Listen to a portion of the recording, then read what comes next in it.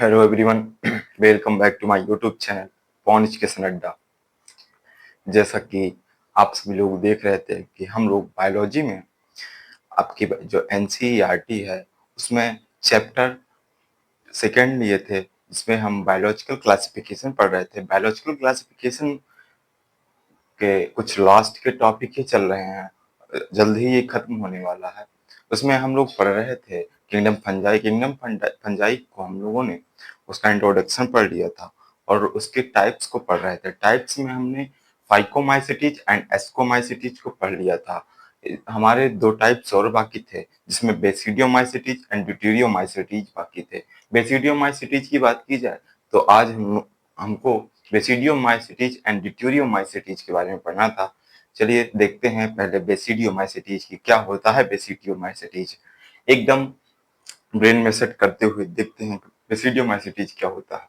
देखिए, बेसिडियोमाइसिटीज बहुत इंपॉर्टेंट है एग्जाम के दृष्टिकोण से।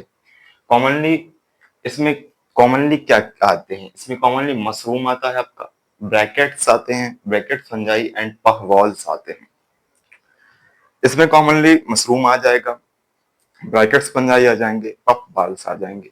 ठीक है। हैबिटाट आवास की बात की जाए, find in soil logs and tree stumps, parasitic in plants.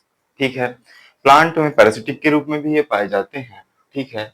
और एग्जाम्पल की बात की जाए कि पैरासिटिक के रूप में कौन पाए जाते हैं, तो कुछ एग्जाम्पल अगर देखा जाए तो उसमें आपकी एनसीईआरटी मेंशन करती है रस्ट, स्टम्प्स, माइस। रस्ट को रस्ट और स्टम्प्स दो एग्जाम्पल देती है, उसी को हम यहाँ पे ठीक है आप लोग याद कर सकते हैं। पर प्लांट में पैरासिटिक के रूप में कौन से फंजाई पाए जाते हैं जो कि आपके बेसिडियोमाइसीडिएट से होते हैं, उसमें आप याद कर सकते हैं रस्ट एंड स्टम्प्स। ठीक है। माइसीडियम की बात की जाए तो इनका माइसीडियम जो होता है ब्रांच्ड होता है एंड सेप्टेट होता है। इनका माइसीडियम जो होता है, अगर स्ट्रक्चर की बात की जाए तो ब्रांच्ड होता है और सेप्टेट होता है।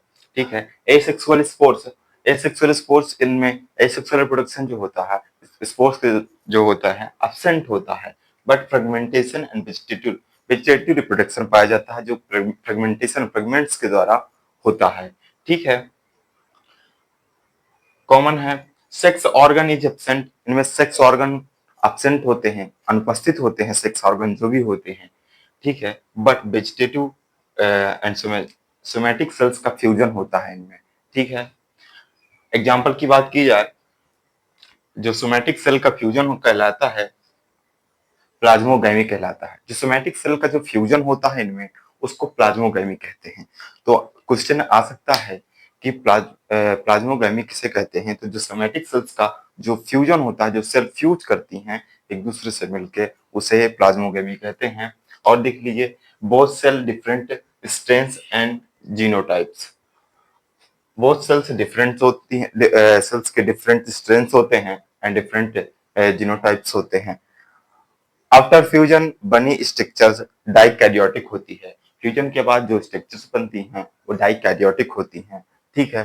जिसमें से अल्टीमेटली बेसिडियम बनते हैं। बेसिडियम का फॉर्मेशन होता है। और बेसिडियम की अगर बात की जाए तो बेसिडियम को दो भागों में डिवाइड कर दिया गया है। बेसिडियम की बात की जाए अगर देखिए तो इसमें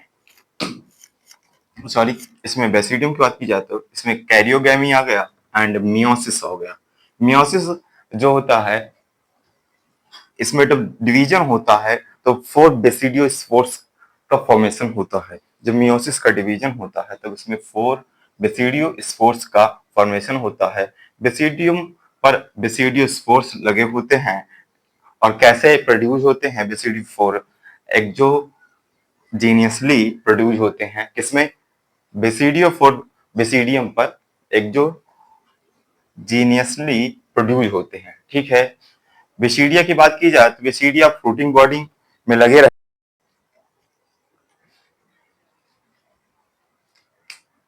बेसिडिया जैसे कि फ्रूटिंग बॉडी में लगे होते हैं।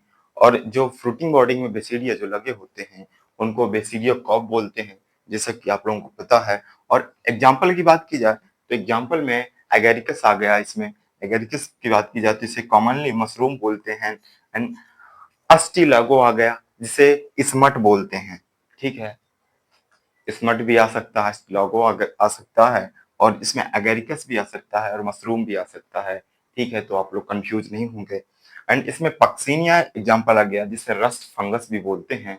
तो ये 3 एग्जाम्पल हैं आपके, जो एनसीईआरटी में दिए हुए हैं आपके बेसिडियोमाइसीटीज के। तो आप लोग ध्यान से इसको याद कर लें। ठीक है, नेक्स्ट लेक्चर में हम बात करेंगे ड्यूटेरियोमाइसीटीज के बारे में। ठीक है, थैंक यू सो मच।